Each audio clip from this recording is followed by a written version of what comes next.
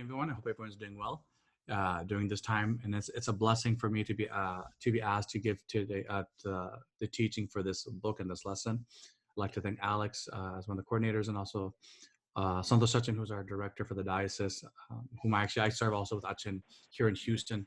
I currently serve at the St. Gregorius Orthodox Church in Houston as the assistant vicar.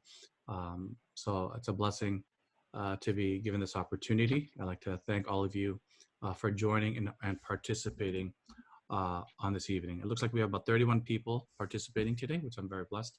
All of you here took out the time to be here. And as Alex mentioned, we're doing book 2. So I'm hoping everyone has the copy of the book, correct? And I'm hoping we can go through it.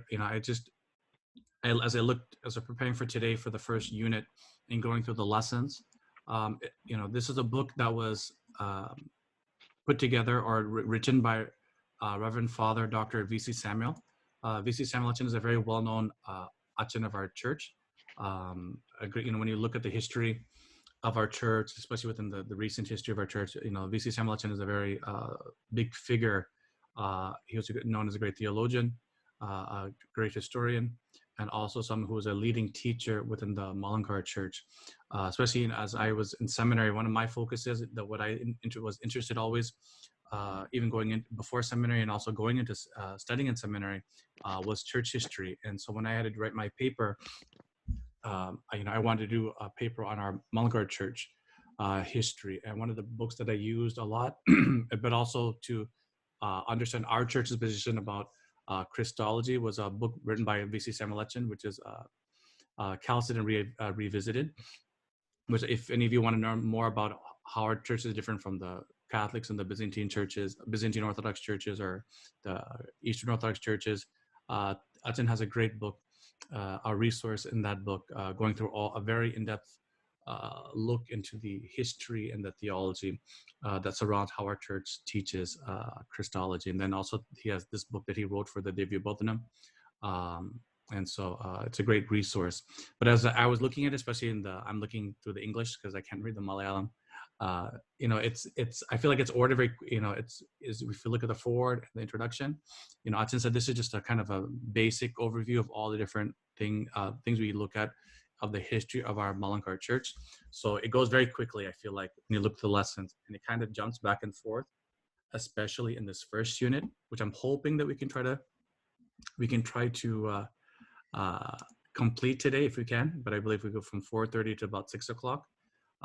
So we'll see how much we can cover. If any of you have questions, please feel free to write them in the chat. You can either send directly to me or to Alex, who's also one of the coordinators for Divyabodhanam. And so we'll try to answer them at the end. But if there's something that I said or something that needs to be clarified, just please raise your hand, or you can just say, Achen, can you just stop and re-say that? And then I'll try to clarify or answer your question at that time if it's something that needs to be clarified of what I said or what the book has written at the section that we're talking about it. Okay, so we'll get started. So let me just share my screen real quick. There we go. Okay.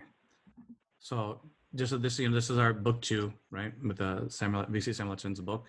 So we're hoping to finish this today, unit 1, which is the Kerala in ancient times, St. Thomas the Apostle, how the world knew what India was and what they called as India. Then our church's Persian connection, and then the social standing of Christians in Malabar. And I mentioned earlier about the Malankar Church, but if you notice a lot in this book that V.C. Samuel Achen has written, he refers more particularly to the Church of Malabar, or the Malabar coast. And then that's particularly because, as we'll see in this, how our church connects to the world, and how we see how St. Thomas has come to India. We know that the people of the world knew Kerala, or the place what we call Kerala today, as a place where the spices grew, the Malabar coast. And so one of the ancient, or even to this day, we know that the coastline of India, where Kerala is, and where our Malankar Church resides or is based out of, is also known as the Malabar coast, where the spice trade was very integral in connecting to the world. And so this is where we connect and seeing how we can believe and trust that St. Thomas came to India, or at least had an opportunity to come to India. At the same time, seeing how we have connections of travel of people from different parts of the world, different Christians, and even Jewish and Muslims and other people coming to Kerala because of this spice trade to the Malabar coast. Okay, so beginning with the book. So Achen begins about telling how to understand this book, and so he mentions it also in his foreword and in the introduction, and also in this little first section about the church. He begins by following about how the church history is treated, about like meaning as a whole. When you look at theological books, or when we look at church history in general, not meaning Malankar Church, but just church history in general, and they refer to the church in India. It has a very most of the time books that we have in English or more academic books are written more from a Western perspective, and so he highlights how it's lots of times when we look at history books outside of our church, it has a more Western leaning. I don't know if you want to say bias, or at least point of view, so that we know that we have the church before the Portuguese come, which is, where there's, the limited resource for that. And then we have the church when the Portuguese come and start forcefully our church becomes part of the Roman Church, or the Roman Catholic Church. And then we have the history after the Kuning Cross. That's kind of, when we look at the Malankar Church history, those are kind of the main centers, or kind of moments in time that kind of that we demarcate, how we know of our church history pre-Portuguese, and then where resources are written, records are kind of limited, but they're there. And then we have when the Roman Catholic missionaries come through the Portuguese, and then afterwards, after Kuning Cross and our churches taking our history, our roots being not Roman but being Eastern, and then our church becoming more West Syriac tradition, which comes later. So Achen demarcates this book and saying, and that's how the sections kind of focus on. So as the second section mentions, the Syrian Church of Malabar, he mentions, as I'm sure many of us through Sunday school, if you've other church classes and church history, many of you might have taken or read about. There's different names to the church in Kerala, the Malankar Church, what we call ourselves as the Malankar Church. In church history, the church in India is known as the Marthama Christians, or the St. Thomas Christians, or Syrian Christians, and that's not just our Orthodox Church, but all the Kerala churches all take this title, even from from Roman Catholics or Orthodox in Yakoba to the Marthama and the CSI, and I've even heard, I went to a Pentecostal wedding, and the pastor says we're all traditionally Syrian Christians. Everyone is very particular, say, hey, we are all tracing back our roots to the missionary work of Saint Thomas the Apostle, who came to Kerala, who came to India. That is the history that all the Christians of Kerala hold dear, right? And so then we've come to all these different names and beliefs that Saint Thomas came and preached and converted our ancestors to the belief in Jesus Christ and to the Christian faith. Okay, so that we believe that our church is founded by an apostle himself. We trace our roots back to the beginnings of Christianity in AD 52. That we believe that Saint Thomas had come. At least there's always been a community that's been there since the time of the missionary work of Saint Thomas coming to this part of India, to the subcontinent, as Father V.C. Verghese mentions in this book. And then when we get to more formal and more, see the next big event in the history of the church is the arrival of the Portuguese coming in the 16th to the church, right, and setting up the churches there, setting up the Roman Catholic Church in Kerala, and starting to interact with the church in Kerala, and also, and as this is also in Tamil Nadu, and then recognizing that there's a small community who's there, and as Achen highlights here now, there's this group of Christians who are being spiritually looked after by Persian bishops, right? And so because once the time comes of these Kerala Christians, or these Christians here in India, who know they're not part of the Roman Catholic Church, they identify not with bishops or the church from Rome, but identify from church coming from the East, which is the Persian bishops and the faith being transmitted through our connection of the Eastern Church in Persia. So that we then already these Roman Catholics are seeing this influence or seeing this connection of Persian bishops coming. So that's how you can see our church's ties to the Persian Christians during that time. As further down, as Achen mentions, the Portuguese saw a united church in Kerala. And so then the key thing for them is to make sure to bring that community under them, because they're also converting non-Christians to the faith, and they have their programs to the Roman Catholic faith, but also wanting to, these people who claim to be Christians, to bring them under the rule or the administration of the church in Rome. And that's where we get this Synod of Udayampur in 1599 of completely making all the Christians of Kerala, specifically who claimed to be of Christians before they came, under the Bishop of Rome. And so, and the bishop that they set up that headed Bishop Menendez, which we'll learn later, as he takes control of the church under Rome. But as many of us have known, after 50 years of that, then we have the Kun and Cross Satya, our pledge in 1653, where there's a break now in the community. Those who continue to remain under with the Roman Church, with the people, missionaries of Rome, and those who broke free and saying no, recognizing that our church has historically not been Western or Roman, but our church has been Eastern and Orthodox. Though we don't say those from Orthodox, but knowing it's not Orthodox in the sense of how we might think of it today, but meaning it's not from this Western tradition or Roman tradition, but truly something that's been given to us by our forefathers, that it's different and not to be transformed, being changed as these Roman missionaries were trying to do, to force a lot of changes to conform to the Roman form of worship and the Roman form of traditions. And so then, then as we'll see later, how our church now builds up connections, a stronger connection to the Persian and the Syrian churches, and to make sure that we can remain as strong as our own and not fall under any like a Roman rule again. And so that's what that Kun and Cross oath or Satya was about, right?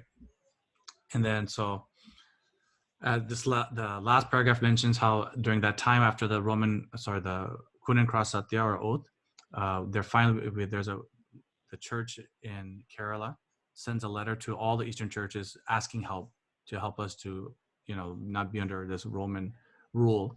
And it says that a church from the Syrian Church of Antioch comes in the name of Bishop or Mar Gregorios, and come and is welcomed by the community and helps support this community to not be under Roman rule, but to remain to the faith and traditions of the Eastern Church, which is Syriac, not by rule, but by the worship, the Syriac form of worship, which is the history or kind of the traditional way form of the worship of the Church of the East. And I'll pause right there just to highlight, when we look at church history and when dividing up the church as a whole, not just Malankar Church, but church as a whole, there's three major traditions that we see. And in the Western form side of the Roman Church, the Western part of the world, as we see, if you look at Middle East and but then look to the West, that's all Latin tradition for the most part, going from Italy all the to the main Western continent of Europe. The main form of worship of the church there is a Latin form. Then if you look like from east of Rome or east of Italy, going towards Greece and going up towards like the Eastern Europe and to Russia and Ukraine, and then going down towards the Palestine and northern Egypt, the church is more Greek speaking and worshiping in the Greek language and the Greek traditions. not just Greek as a people, but meaning the language and the flavor of the worship is Greek. And then if you look east of the Roman, of what's known as the Roman Empire, so kind of what present day east of Turkey or east of Jordan, what we know is today present day Jordan. So going like kind of Iraq, the Armenian church, and then going east towards the church, going towards India. The language or the form of worship of the church or the Christians of that region is Syriac. Both it's Western and Eastern Syriac, but Syriac in itself. And so that's the language and the traditional way of worship of the Christians of that area or that region. And so I forgot, I don't have a good map that I could find on my computer. Next time I'll make sure to show that or highlight that. But that's how we say that when we look at traditional history of the church as a whole, the Christian church, we have the West is Latin, the Near East is Greek in worship, and then the East and Far East is Syriac in worship. And so when we call the Church of India claims to be a Syrian Christians, it's not at this time, especially V.C. Samuelson highlights time and time again in his book, we're not claiming that we're under the Church of Antioch, or but we're claiming we are part of the Syrian or the Syriac tradition of the church. When we look at the history of the church as a whole, recognize there's those three major historical traditions of the Christian church, being Latin, Greek, and Syriac. And there's smaller ones that subdivide underneath that, but those are the main ones that we can see historical, like of the taksas, or like the worships of the qurbanas or the sacramental services. Those are the main languages that were used to proclamate, to disseminate, to pass down the faith. Those are the languages that the Bibles are written, the taksas were written, that the priests were using, and then later translated to the local people in their language by the bishops and the priests and the missionaries.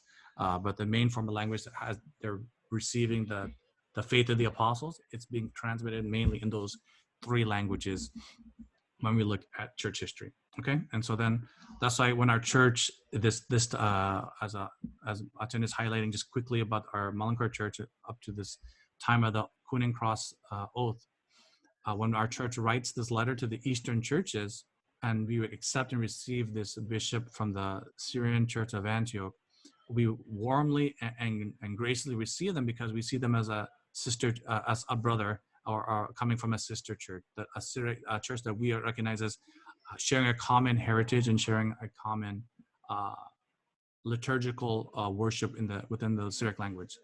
Though, as we will find out later, even within the Syriac tradition, there's two main forms, West and East Syriac. But Syriac, nonetheless, there's some differences in how it's spoken and the languages and the words.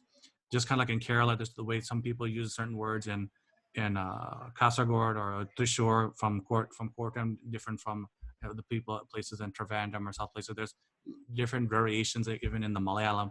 In the same way, in the Syriac, there are some changes and differences of that. And I just got a quick question. Explain the three different Roman, Latin, Syrian. I guess meaning the different rites of the Roman Church. So that's a good question. I'll just do it quickly, and then we'll talk about it more too as we get further in the book. At least the way I'm understanding Auntie Moli's question.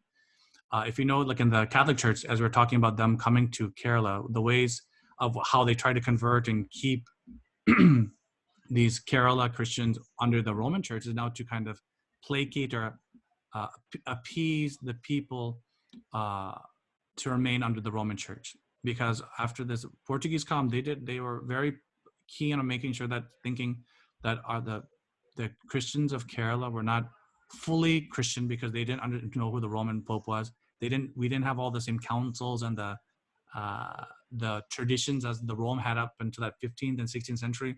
There was a lot of changes that were happening in the Roman Church. Even now, this is already past the Protestant Reformation, just happened, and the Roman Church is now proclamating a lot of ideas and teachings to solidify their form or their understanding of the faith.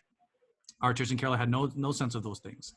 And so at first they were trying to force Latin tradition. And so when they converted people during these missionaries are first coming, they forced all to be Latin Rite. And so there's a large community of Latin Rite Christians because of the conversions of the Christian then, but also of the Christians, the Malayali or the Indian people who were not Christian before and who were mission baptized and christened newly as Christians from the time of these Portuguese missionaries. They brought them into Latin Rite Christianity, so they all remain as Latin Rite Christians. Though they all are Latin Rite. That's how they knew Christianity. After this, Kunan Cross Satya, seeing how a lot of these Christians who were there before they came are wanting to remain or to retain their Syrian heritage, allowed for the church in Syria to have the church in Kerala to have some form of the worship, so they would remain. We say we'll let you have some your Syrian rite traditions, but just make some changes to the liturgy to be more Roman, to be in line with the Roman Church, and we'll allow you to do that. And so that's when we get the Syro-Malabar Church. They are the Syro-Malabar Rite. And so that after during this time that we're talking about, during the time of the 16th century, especially after the Synod of Udayampur in 1599, and leading up to when our church, our forefathers split off because at the Kunan Cross Satya, they were saying, okay, we need to let them retain it. And so already the Roman Church has a Syriac Rite or Chaldea Rite, Catholics in Iraq and parts of Syria. So they already had a base for allowing this anyway. And so they allowed the Kerala Christians who are wanting to be keeping their Syriac or Eastern rites or their Qurbanas, but willing to accept the Roman Pope as the head of the church and the Roman forms and other administrations. They said, okay, we'll let you do it, but as long as we allow these changes to the service like we did in Iraq and Syria. And so that's why we have the Syro-Malabar Rite. And finally, we have the Syro-Malankar Rite, and that's the Malankar Rite Catholics who are just like, their service is just like ours, but they are willing to accept the Pope as the head of the church. That only happens in the near history, in 1930s, after the issues, like even to this day we have with the Portuguese side.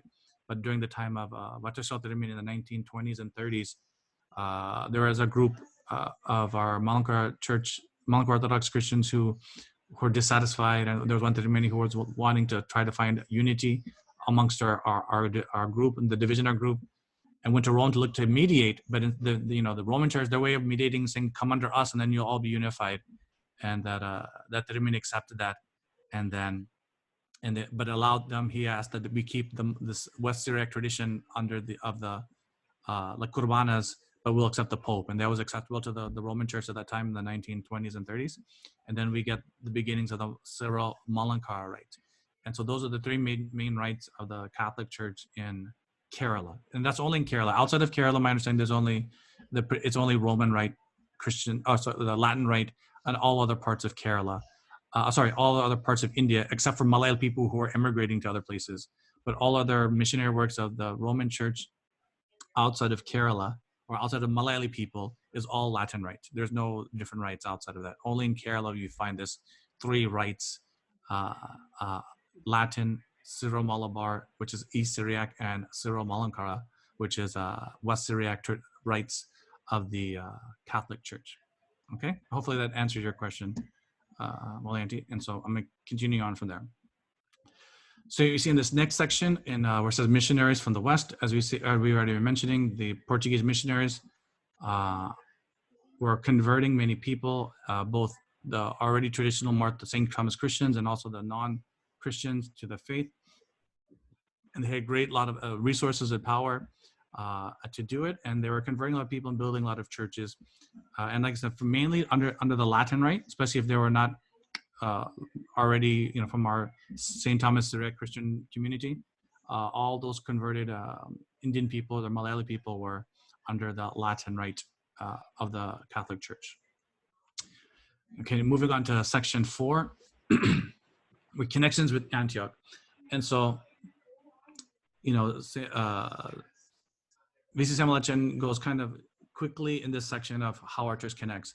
After this Kunan Cross Satya, Oath of the Kunan Cross, like I said earlier, we send out letters to all the different churches of the East asking for help, it was the Syriac Church of Antioch that responded, and through this Bishop Gregorios or Mark Gregorios, and that's how we started to gain a strong connection with the Syrian Church of Antioch.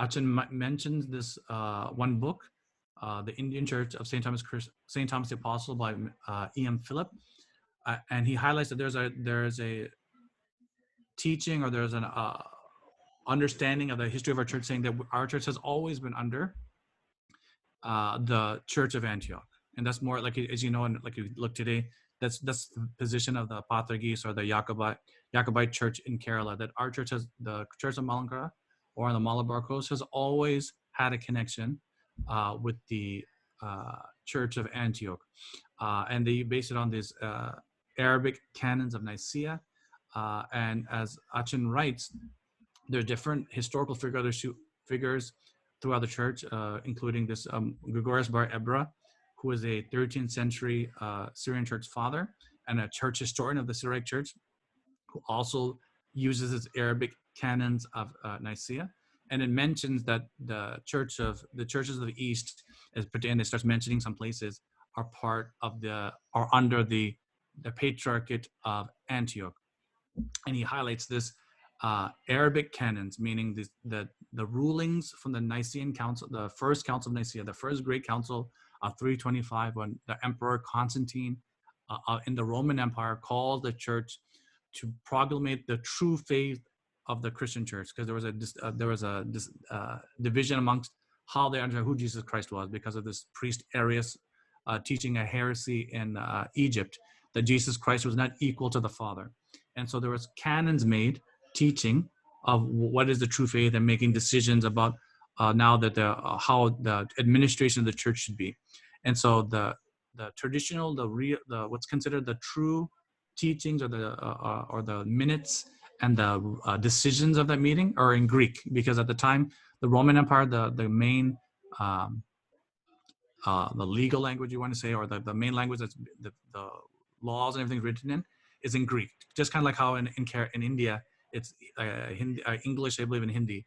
Those are the main things, of the language that they use to, any dispute of what the wording is. It's those two languages.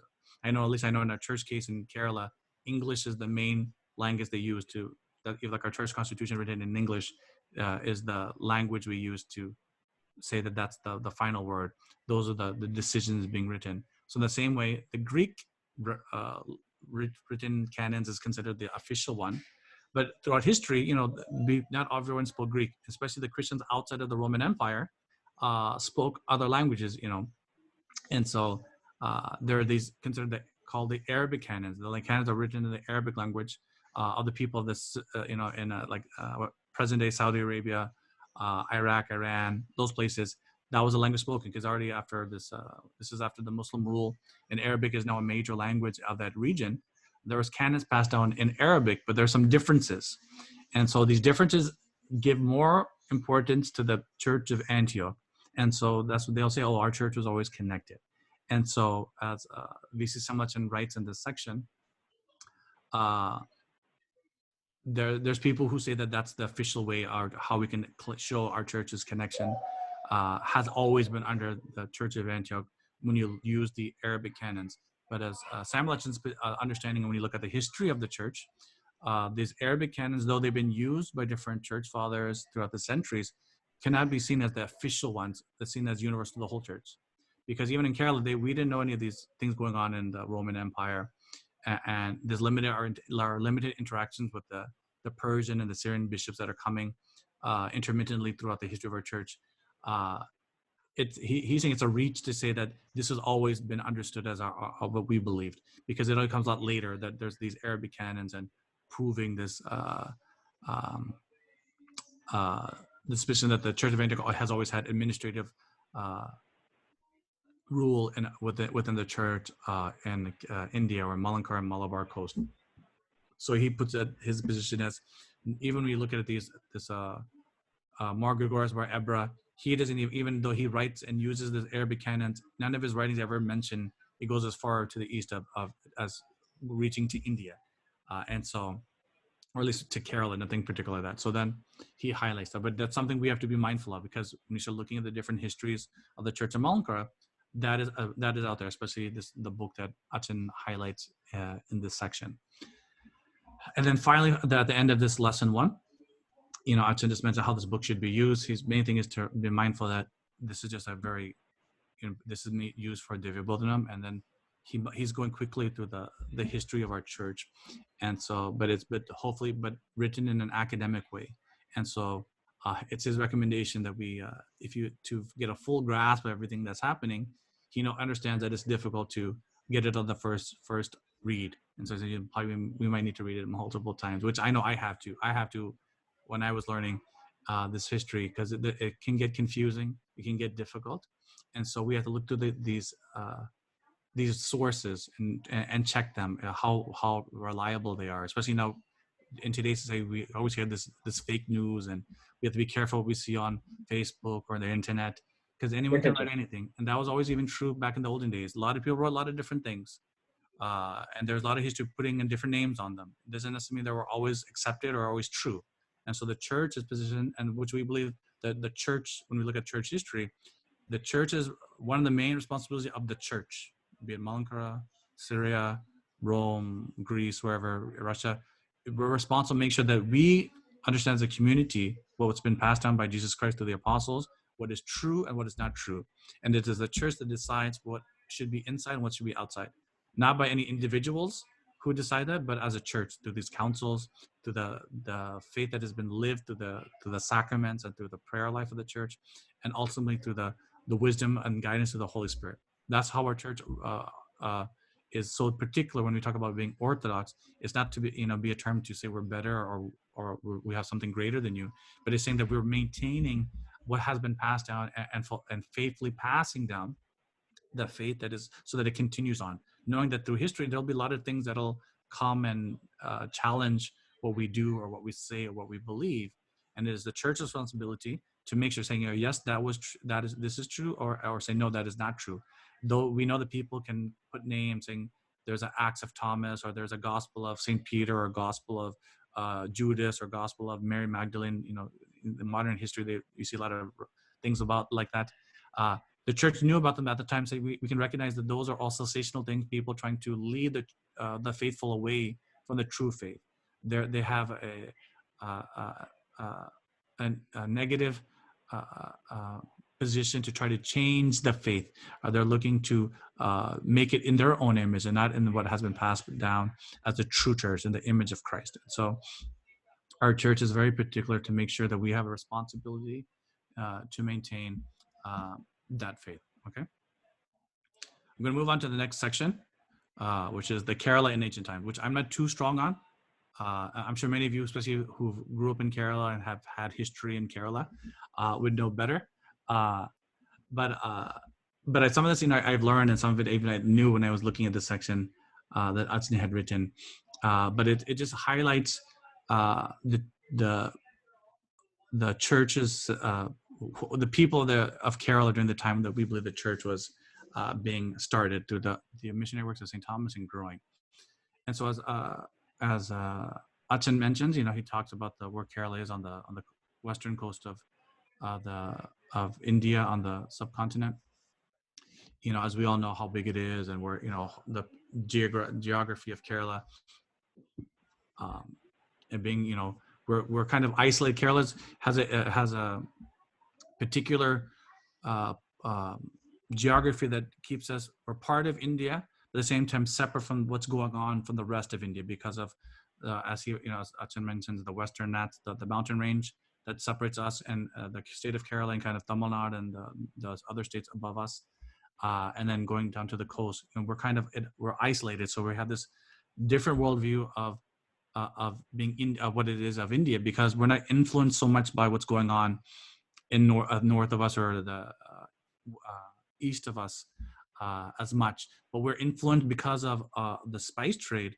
The world is coming through Kerala, so we have a unique position in Kerala, that we have influences of Hinduism, of Jainism, Buddhism, and then coming from the traders who are coming through Kerala for the spice trade, we have Jews, and Greeks and the Chinese and all the different things kind of come as a confluence coming through Kerala. So we kind of are accepting we're at that time already, Kerala is already known as a very pluralistic society.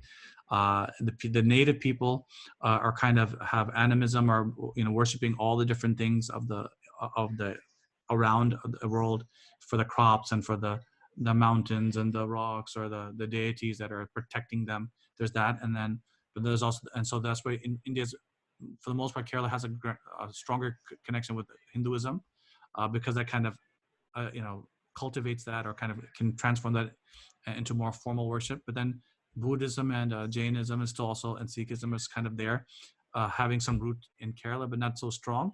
Hinduism had a stronger connection. And then finally, then we know the Christians and Jews and Muslims and everyone else also comes to there and has a place coming through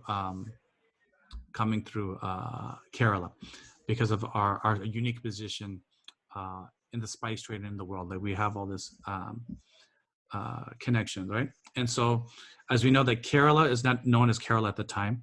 The part we know as Kerala is part of one of the Tamil kingdoms of Chera, Chola, and Pandya, and so part of Kerala is under the Chera kingdoms of the Tamil Nadu country. At that time, Kerala is not separate, but it's part of that Tamil Nadu influence of southern India.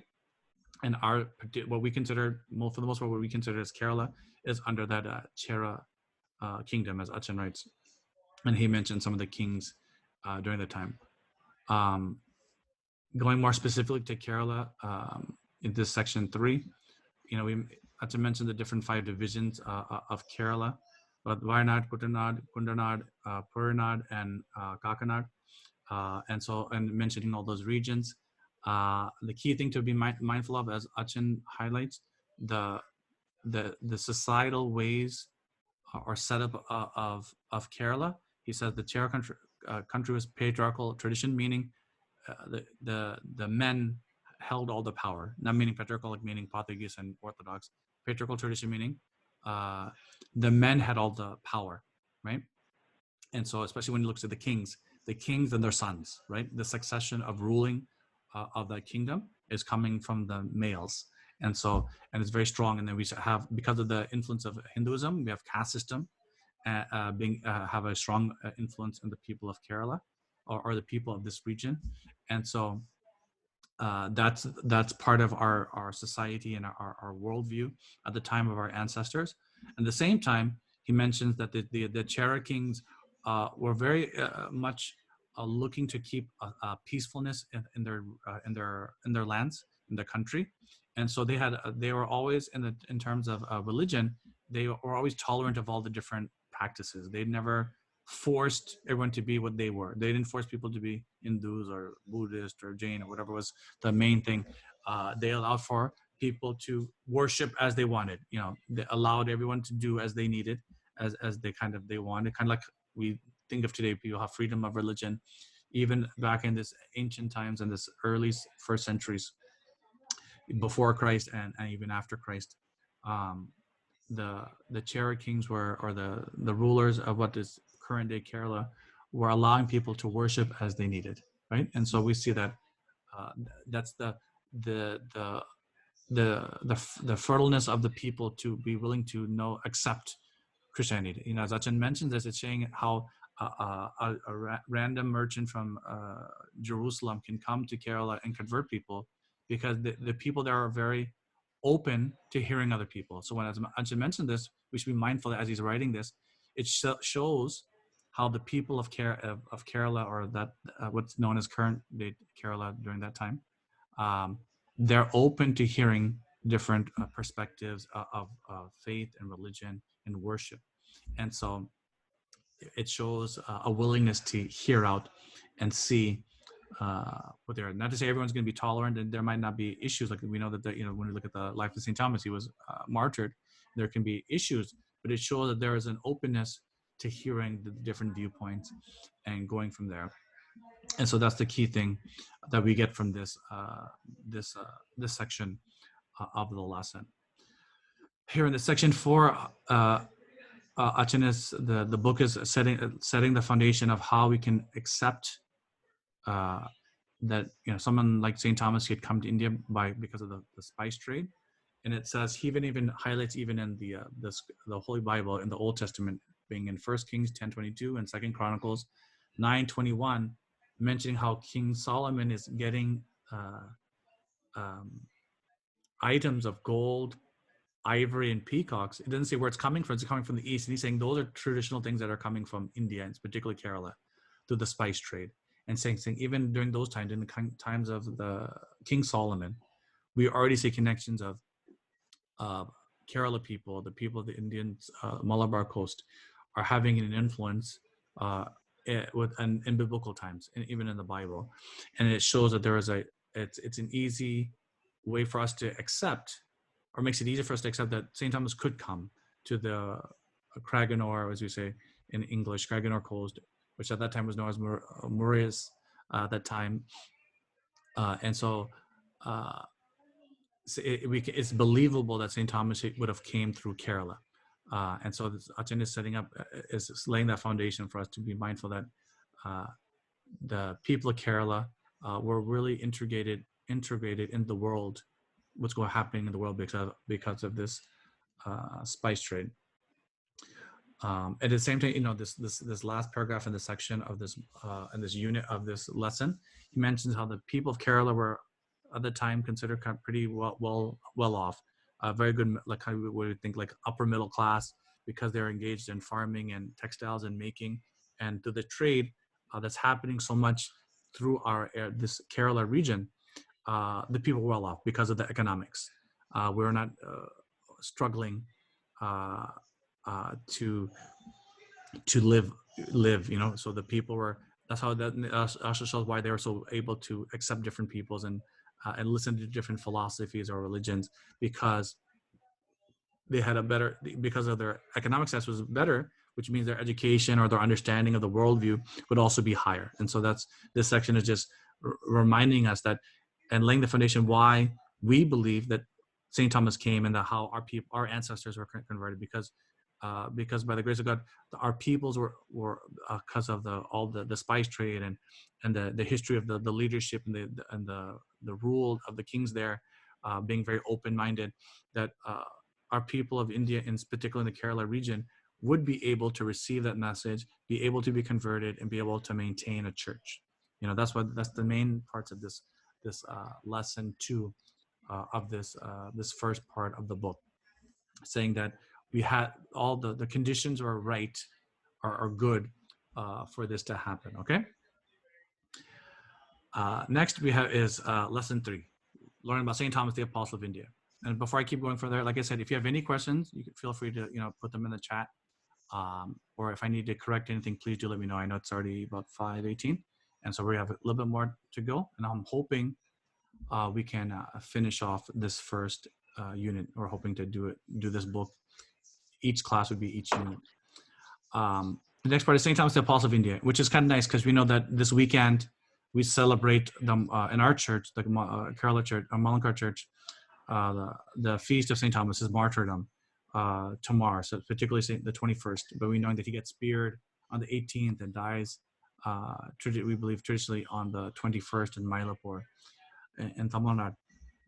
And so when we look about the traditions of St. Thomas coming and evangelizing to the people of India, as we heard from the previous lesson, the conditions were right for someone from the Judea, from the region of Palestine, but would be able to come and reach to reach India, right? The conditions are already there. We already know centuries before Christ, Alexander the Great already being a great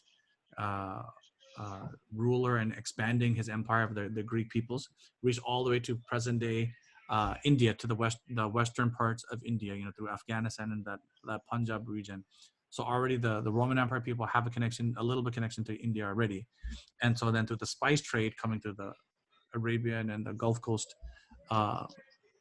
there's a connection also there through Kerala as well. And so now we have the tradition of, where did St. Thomas go? When our Lord commissioned the apostles to go and preach the good news, the gospel of Jesus Christ throughout the ends of the earth. We know that our tradition says, not just in Kerala, but even in the church history as a whole, it says St. Thomas was given the regions of India, that he was to evangelize. Truly, he was one that was helping to go to the ends of the earth, of the known, of what they knew as the ends of the earth, of the peoples to go. So that we even believe that after going to Kerala, St. Thomas went all the way to China and came back. And that's where he gets martyred, 20 years later, in 72 in Mylapore. And so, as it says that in the history, and then even as Achen writes, it's highlighted in this document that's now being now preserved in the Vatican archives, that St. Thomas arrived in Kraganor in 5280, right? And so this is a document that was written in Syriac that dating back to 1301, as Achen writes here, as the founder of the founder of the church in India or in Kerala. That's why when these Portuguese missionaries come, as Achen writes, when these 16th century missionaries come, they've already heard that there should be some Christians already there, because they believed, from the writings of the early church fathers who mentioned that St. Thomas has come to preach the gospel in India. They're already expecting there should be some community there, though they had never had any strong like writing or like direct connection to them. They're seeing it through the history that there should be some community or something or evidence of that community there. The only thing that Achen is highlighting in this section of the book, there's two traditions available on where St. Thomas is. One of them is that St. Thomas went to northern India, and the second one is he came to South India, which is connecting to us, our Malankara church, that he came to South India and into Malabar. So the northern Indian tradition, St. Thomas, this tradition states that St. Thomas, when he comes not through the spice trade on a boat, but comes through the land connections, kind of like the Silk Road, or through the trade through Iraq and Iran, through Afghanistan, and through the Punjab regions of India. And so, I didn't highlight, there's a book by a church historian or someone who wrote a book by George Milne Ray, who wrote the Syrian church in India. He writes that, when we look at the Syriac text called the Acts of Judas Thomas, which is, we know it's not written really by St. Thomas because it comes later, but most likely by a person named Bar Dasan, which was, it dates back to about 180 to 230. It mentions that St. Thomas is missionizing in this northern India region and converts this converts the people under a kingdom whose name is Gandapharas. And so this Gandapharas is known, when we look in history or what's close to that name that's written in this Acts of Thomas, is a Parthian king who ruled in an area that's, as Achen writes, includes Afghanistan, Balochistan, and Punjab.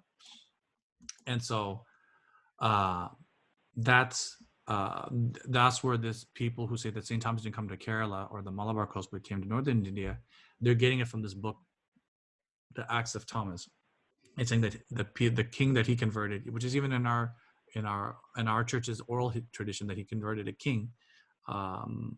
Then when they get this name Gandapharas, this is a king who's actually in a northern part of India. And so, as Achen highlights, how did the authors of the Acts of Thomas know of this Parthian king? And from people who wrote this Acts of Thomas, they were in Edessa, and Edessa is like in current day Iraq, further away. So how do they know who this Gandapharas was? And so he's saying, around this time, it says in our church history that the relics of St. Thomas, meaning his bones that were buried in India, were removed from India and translated or moved in the second half of the 2nd century AD to Edessa. And so we know that this is true, or at least we know that this is something that's well celebrated within the Syriac tradition, because if you look on our church calendar of days that we celebrate the feast of St. Thomas, we know in our Malankara church, we have how many? I'll ask all of you since I'm just keep talking. How many feast days do we have of St. Thomas? Does anyone? Can anyone just tell me just quickly? You can just unmute your mic, anyone, and then just say how many feasts of St. Thomas do we celebrate in our Mullingar Church? 2, 3. 2. Okay, so I heard 2 and 3. The answer is 3, right? 3, and I think some of you also wrote in the chat. The reason it's 3 is we know that all churches, meaning the church as a whole, I mean all traditional churches, celebrate the Sunday after Easter, which is we know as New Sunday, as St. Thomas Sunday, right? That's the first feast day of St. Thomas, the Sunday after Easter, because we know that that's the reading we say where, St. Thomas wasn't present on that Easter Sunday, and he said, I won't believe unless and until I put my hand in his nail print, right? So that new Sunday, that Sunday after Easter, right? We celebrate. He says, that's where he says, it says 8 days later, when you look at St. John's Gospel, chapter 20, it says 8 days later, meaning the following Sunday, Jesus appears again to the disciples, and now that St. Thomas is present, and that's where St. Thomas says, my Lord and my God. So that's known as a feast of St. Thomas too, that new Sunday, right? That's the first one, and that's a traditional one many churches celebrate. Even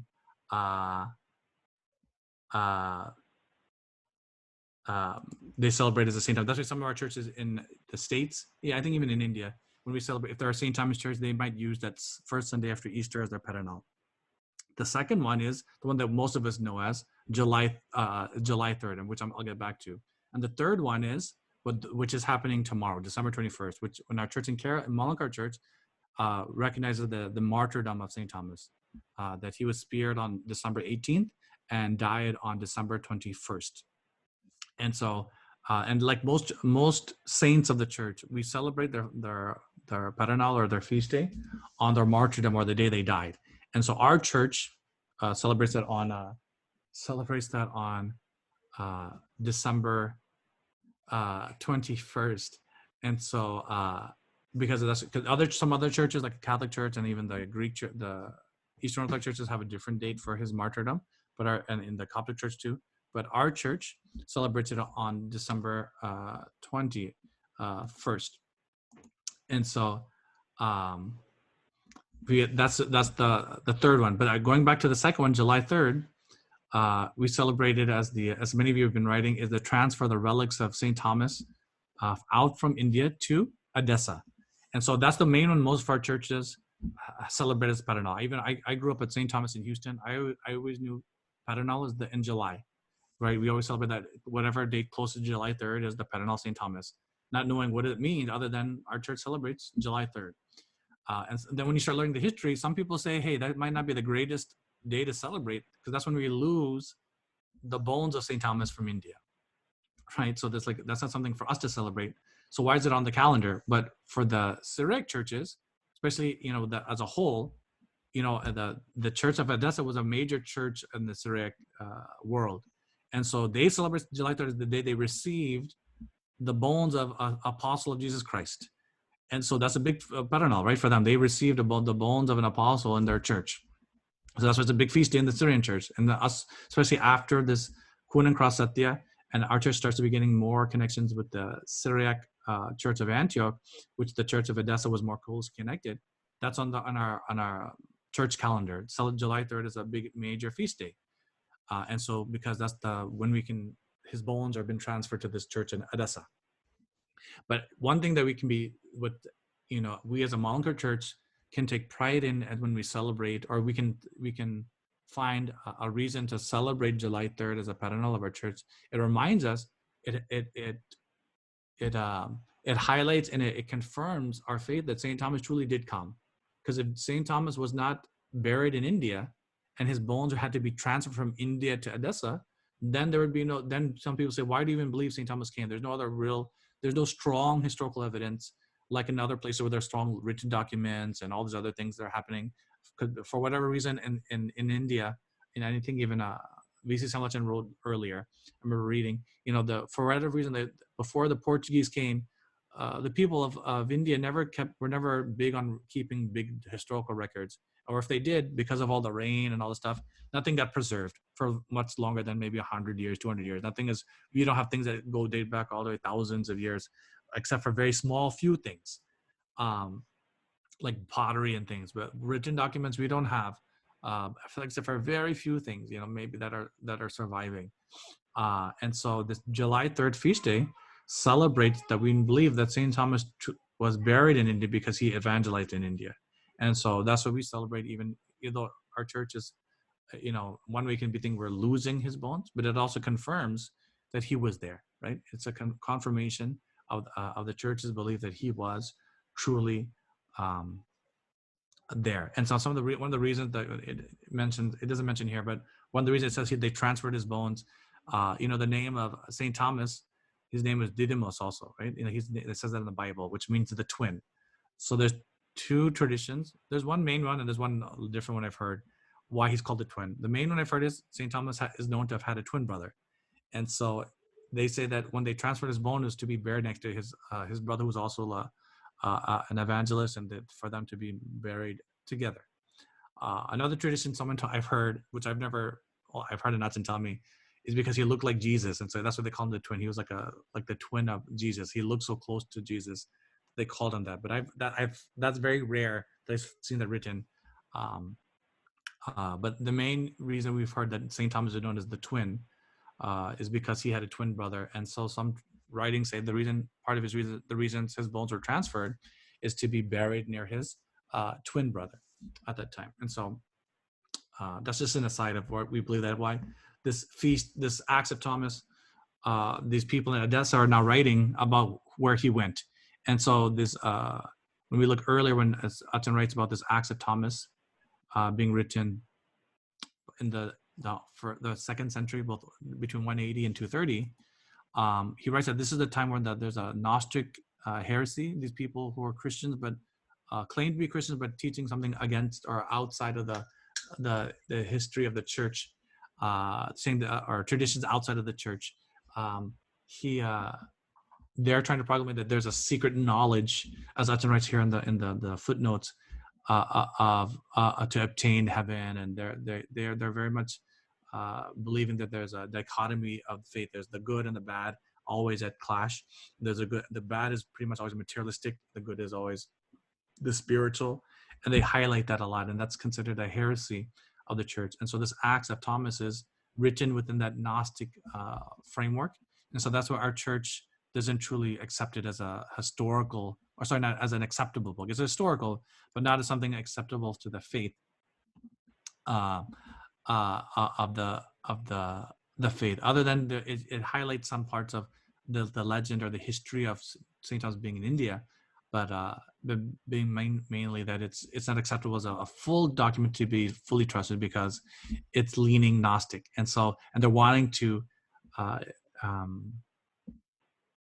prop up their position, saying, "Hey, no, this is from St. Thomas," and they talk about, we know that in the history he went to India because they know that his bones came from India to Edessa, and so they're saying, "How they're now writing who the St. Thomas was, and then connecting it to their worldview, but they mention Gondopharos and the legend that they heard of St. Thomas, but they're putting in their worldview something closer to them rather than knowing the fullness of coming to Kerala, right?"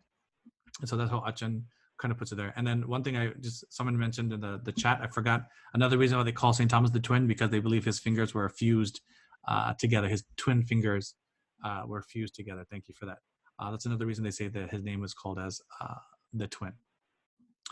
Okay, so that's the main thing for the main things. And I forgot, there's another reference to a Syriac document in the 13th century preaching to the people of India. That defends also that he went to North India, and that's from called the Book of the Bee by an historian bishop. But that's also limited, right? It's not, and so, but it's in passing that there's one more document that kind of highlights this Northern Indian tradition of St. Thomas coming to it. But it doesn't give too much definition or definitive way to being North India. Then we have the South Indian tradition. And so, like, as we know, all of us, I'm sure, heard in Sunday school or heard it from some Bible study. It says that the tradition, as we're taught, St. Thomas came to India in 52 AD and landed in Kraganor or Kodangalore, but known at that time as Muris. And he worked in 7 places in the of Malayankara, in Malayankara, Palor, Paror, Kortikal, Gogamagalam, Niranam, Chayal, and Nilakal. Sorry, my Malayalam is bad. And Kulon. And he converted and built churches in those 7 places, right? And so that's our history. That's what we, especially our church in Malankara, our Malankara Orthodox Church, this is the one that we passed down. That St. Thomas came and set up churches. You have the half church with the cross to set up. And so all these places were founded by St. Thomas. And we believe because through the spice trade, he came to India through Kerala. And then he continued on even all the way to China, because the spice trade didn't stop in Kerala. It continued on to the Far East and comes back through. And so it's believed that St. Thomas continued after setting up these 7 churches. He goes and continues on the boat route to the Far East, and then comes back and is martyred in 72 AD. And so that's, though, and then as Achen writes, though we have no indisputable contemporary evidence to support the South Indian traditions, he mentioned that these the following points that's below this defend this position, which is our church's position, pretty much that we set up. As he notes, then the book by Sri E.M. Philip, there's still some extant marks or things that are left in these traditional churches that we say the 7 churches that were set up by St. Thomas. In 4 of the churches, there's still some evidence that something happened. In Palor, there's evidence that we know that that was originally a Hindu temple, but when St. Thomas converted it, the people that village in that area, it becomes now a Christian place of worship. And so then that's there. And then even also, he didn't mention, even in Niranam, they have like this little house there. There's a few things that are saved that says that date back to about roughly the time of St. Thomas. And it mentions, it kind of highlights that there was the Christian people who are building and doing things there in Niranam. I forgot one of the other churches. There's some small little artifacts as well of St. Thomas being there, or a Christian community from about the 1st, 2nd century being in that area or that region. And so there's this, like I said, these small evidences, not big direct ones, or contemporary indisputable evidences, but there are small evidences in these areas where we believe St. Thomas built churches in these 7 regions. The second one is, as Achen mentioned earlier in the book, there's historical evidences outside of Kerala, like he mentioned King Solomon, the son of David, mentions receiving items because his kingdom became so vast and he was so well known and so wealthy. He was able to afford to purchase things from other regions to build up his kingdom and his palace. And it says mentions the gold and the ivory and the peacocks, and that's traditionally that are coming from India. And so we already know from that time there's a connection during the Old Testament times. Even says that Achen mentioned there's even Hebrew names that were very similar to Tamil names in Kerala and used up until the 9th century. We already know from historical documents from the Roman Empire and the Greek Empire in Greek, from the Greeks and the Romans, I should say, coins discovered in South India, and also because of the trade, there's the evidences of that. And so those are some of the things that we see that we can confirm, or at least we can point to say that there was a way for an apostle of Jesus Christ, which we believe is St. Thomas, to be able to reach to Kerala. It's not out of the realm of possibilities, because there's already people outside of apostles. There's other people from that region, and even farther west from England and what present day France, a place they were doing trade and going all the way as far as Kerala to bring these spices back to their empires, right? And so that's our evidence pointing that most likely he went to South India, because there's already there's a large trading place, port, connecting to the empires of the world at that time. Let me see. Here, Achen just mentions again, there's some more evidences for, but at least St. Thomas reaching India. It can go either way, both north or southern tradition, based from the based on that St. Thomas came to India. It's written from, he writes that in the book by this J.N. Farquhar, in the Apostle of Thomas in North India and the Apostle of Thomas in South India.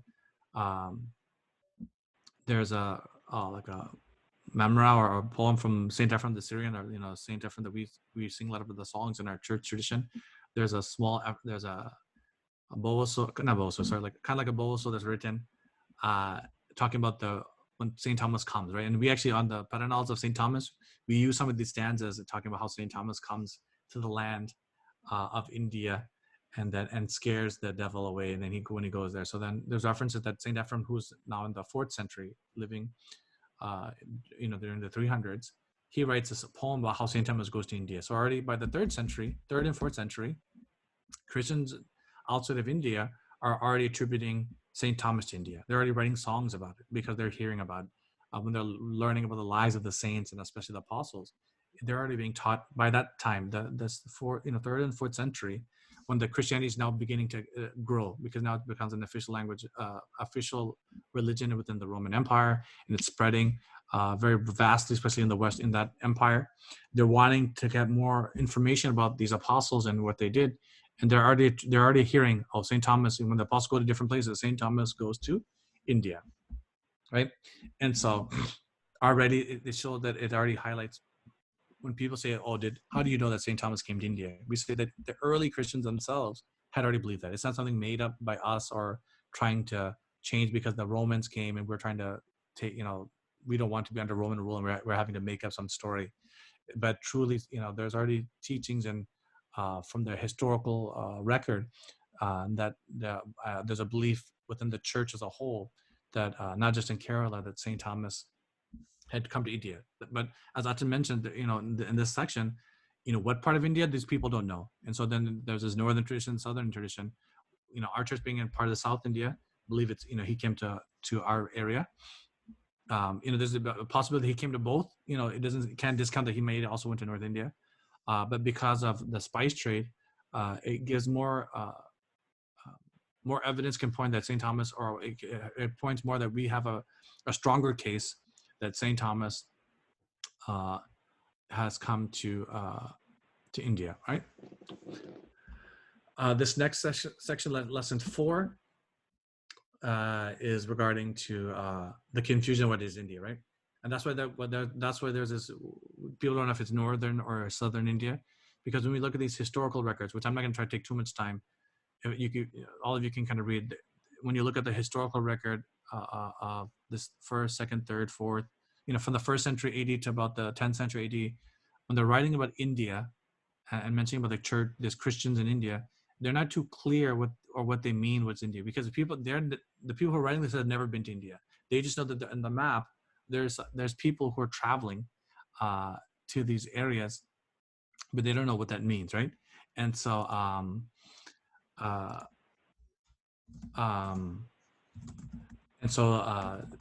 there's a confusion what is actually India. Let me look up, see if I can try to see if I find a map real quick. Let's see, I've seen one before. Hold on, let me see if I can find one. This is a good one, I think. Or this one. I'll do this one.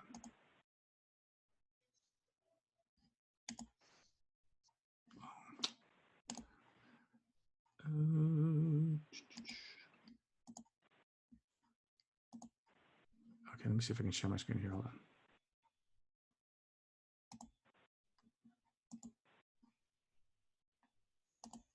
Okay, hopefully you guys all of you can see this map. So there's the blue and the red.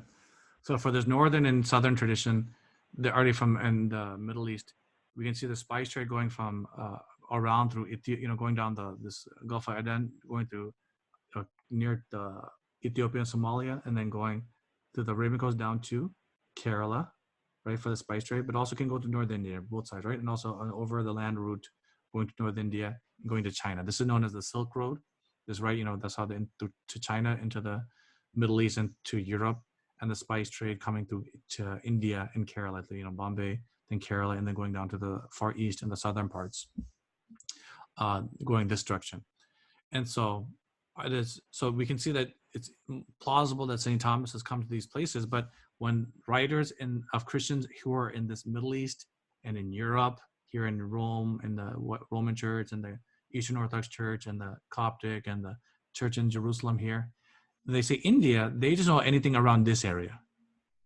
When they say India, lots of times they just mean, the Parthian, and they're anywhere around here almost means India. And so that's what Achen is highlighting in this section, that there's when we look at the historical records from the 3rd, 4th, 5th, going to about the 10th century, when they reference India, it doesn't necessarily mean Kerala or even North India, right? They could even mean some places are actually meaning just Ethiopia. That's part that's considered, or these parts of Arabia, on this Aden, like where we know is like UAE and Oman and places. That's for them. That's India. India's east of them, pretty much, right? Where the spicing and the trading is happening. This on this trade route is all kind of India, and so that's why when we look at the historical records, we can't take for certain they're always meaning Kerala, or they're always meaning Northern India. That's what this section is highlighting geographically. What are they meaning? And so then the examples that Achen writes about the name of India, about it could be like he said here. The third is the first one, is Northern India, like I said on the map. The second one is South India. The third is Ethiopia and the countries surrounding it, right? That's people who are writing the rest. That's all they know. Some other examples of where Christ or St. Thomas has come to India. We have Eusebius of Caesarea, who is the great church historian. And so they talk about how St. Thomas has gone as far as India. And there was found there a gospel according to Mathew, and written by an apostle of Christ. And here is Bartholomew, one of the apostles, who had preached and left them the writings of St. Mathew there. And so even after Eusebius, there are different people who attribute St. Thomas going to India. Even where is it? It says St. Jerome. So it says Rufinus and Jerome also note in their books that India has been preached by St. Thomas, but that what India means is kind of in question. And then later there's a reference in the history of the church. There's a John of Persia and Magna Carta who participated in the Council of Nicaea.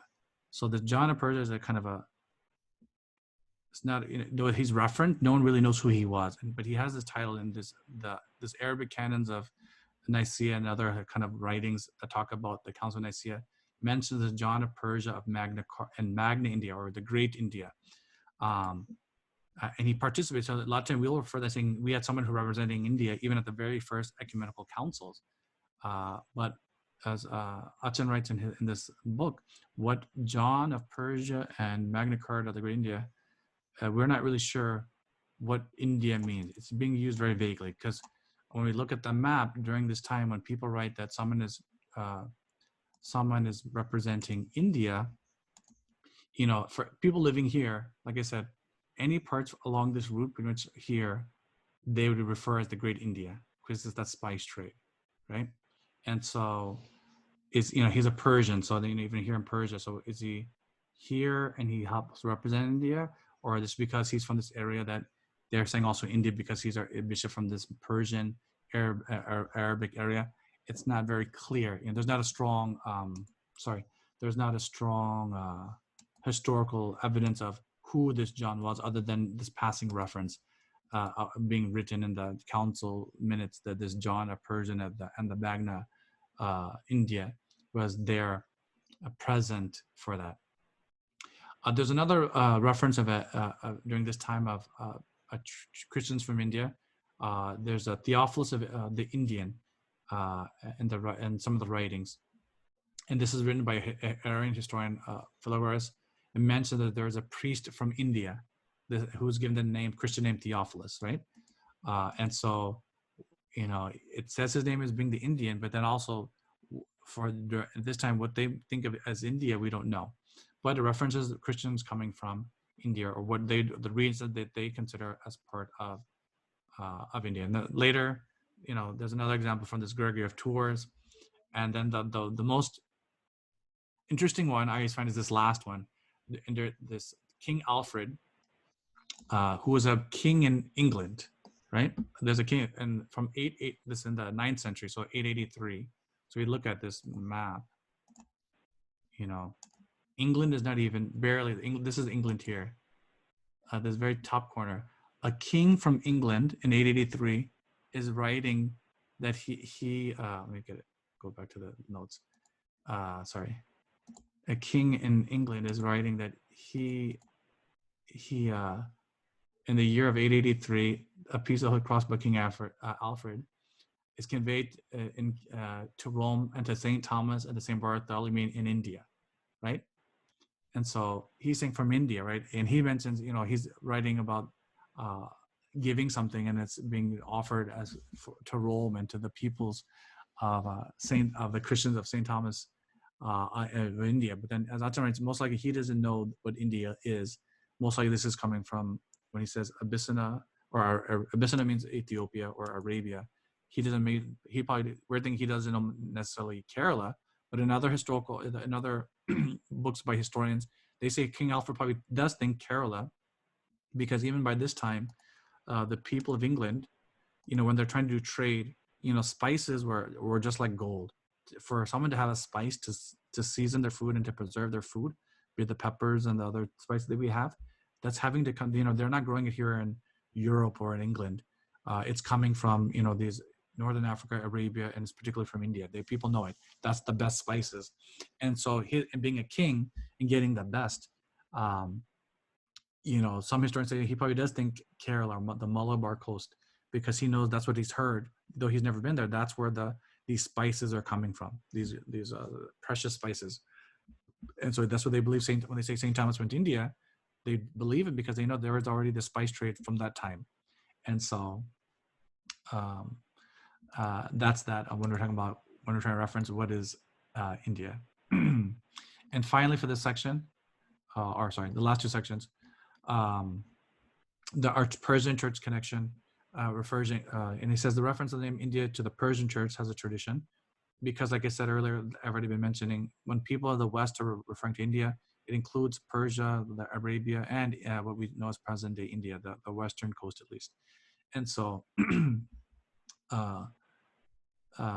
all those things are there. And so in this section, Achen is writing or highlighting how there's the Syriac language is the mother language of the Church of the East, right? And there's two sections of it, as Achen writes, that there's the West Syriac, or the Antiochian Syriac, and the East Syriac, or the Chaldean Syriac, which is used by the Persian church. That's why our church, having connection to both churches, both the Persian and the Antiochian church, we use Syriac in both ways, or pronounces it in both ways, both in Syriac or in East Syriac or West Syriac. That's why, I don't have the book Qurbana book in front of me. That's why, sometimes when people say the Qurbana, our new Qurbana book says the Holy Qurbono book, right? It says, and some people say, why say Holy Qurbono? In West Syriac, most of the endings are ending in O. Qurbono, Slibo, Kemto.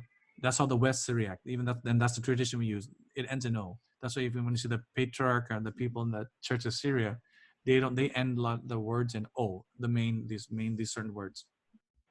But in the East Syriac, most of the endings are with the A sound, Kemta, Sliba, Qurbana. And so our church still uses the A ending because we've always had a little bit longer connection with the East Syriac, because our church is further east. But because of the hitting back to that central event of our church, the Kun and Cross Satya, or oath of the Kun and Cross, and needing support, it is the West Syriac bishop who comes to support us. And so now we have this connection to both. But that's why Achen highlights that's why we have all these East and West Syriac traditional churches. So in present day, the West Syriac tradition churches is like our church, the Orthodox Yakoba churches, the Syro Malankara, right?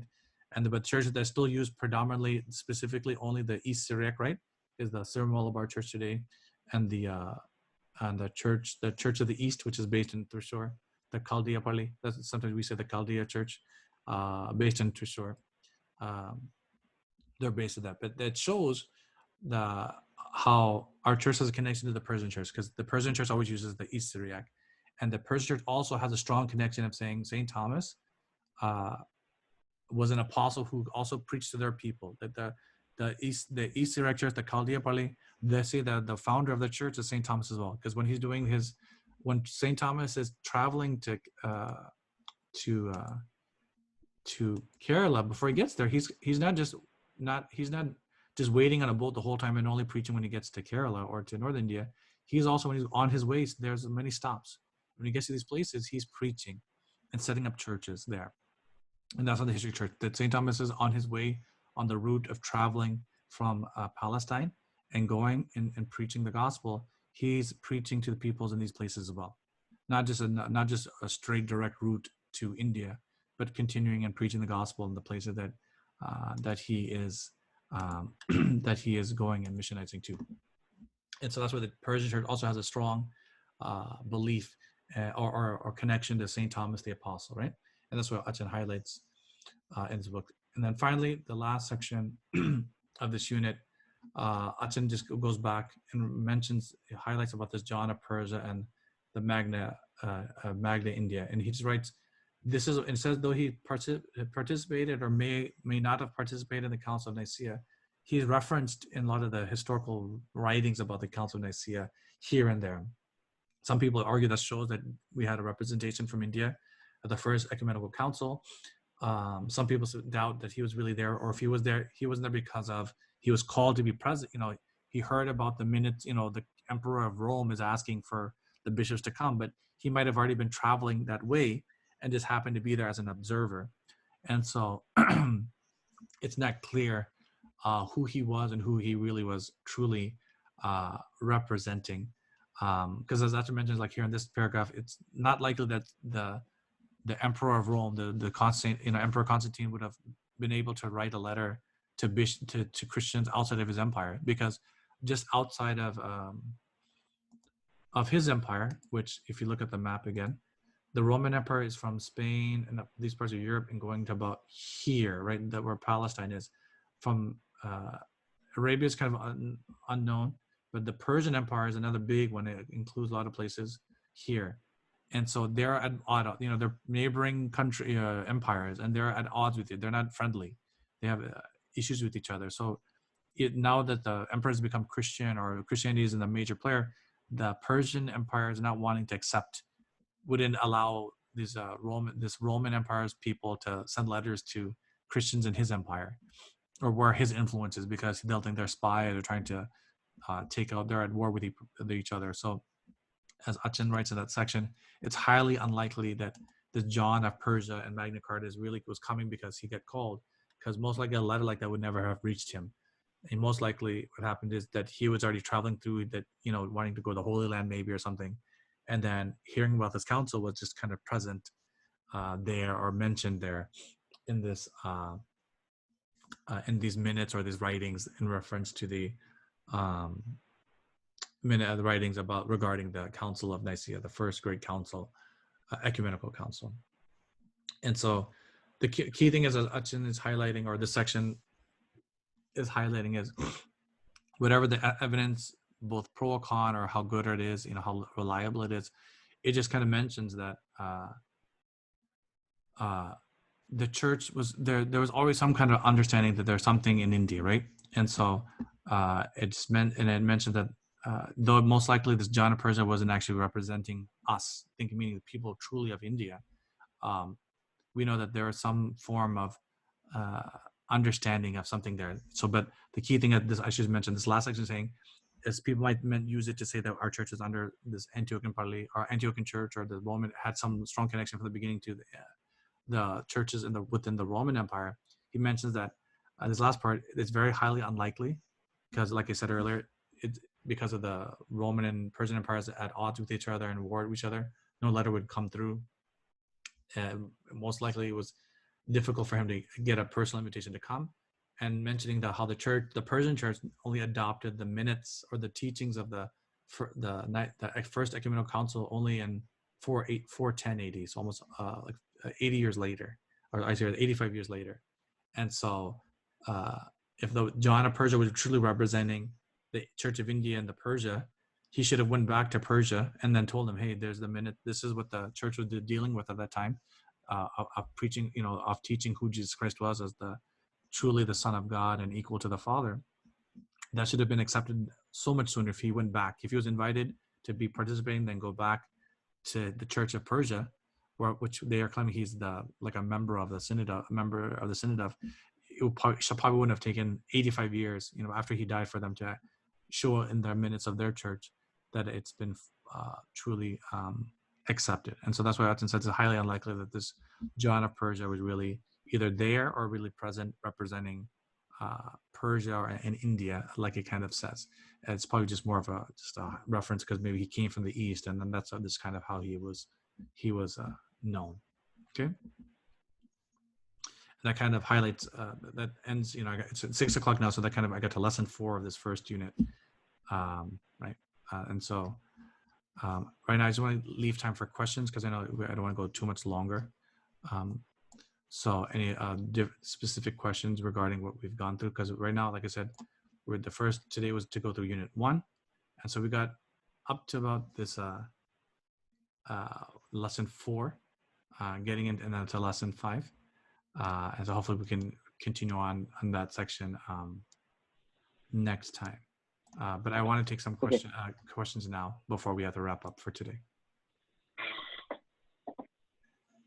Sorry, I'm trying to get back to where I was. Yeah. So anyone have any questions, or you can either write in the chat, or if you want, you can unmute yourself and ask.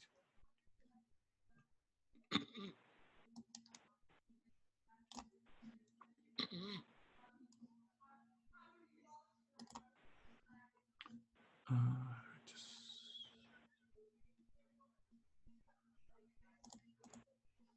don't want to share.